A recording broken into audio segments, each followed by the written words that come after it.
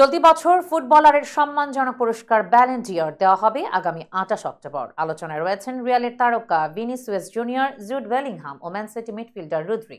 তবে স্প্যানিশ সংবাদ মাধ্যম মার্কার দাবি, ফ্রান্স ফুটবল ও উয়েফার যৌথ উদ্যোগে দেওয়া সেরা খেলোয়াড়ের স্বীকৃতি পাচ্ছেন রিয়ালের ব্রাজিলিয়ান তারকা ভিনিসিয়াস জুনিয়র।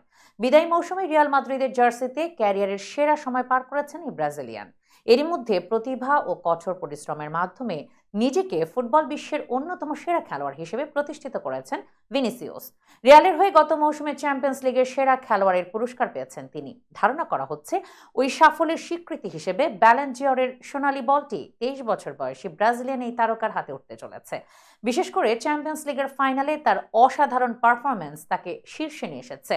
মার্কা জানিয়েছে, আগামী 30 অক্টোবর মাদ্রিদের গ্রান ভিয়ার নাইকি তাদের স্টোর পুনরায় চালু করতে চলেছে। এতে অন্যতম প্রধান আকর্ষণ হিসেবে থাকছে ভিনিসিয়াস ও সোনালী রঙের থিম। সেই সঙ্গে গোল্ডেন বুট ইতোমধ্যেই তার জন্য প্রস্তুত করা হয়েছে।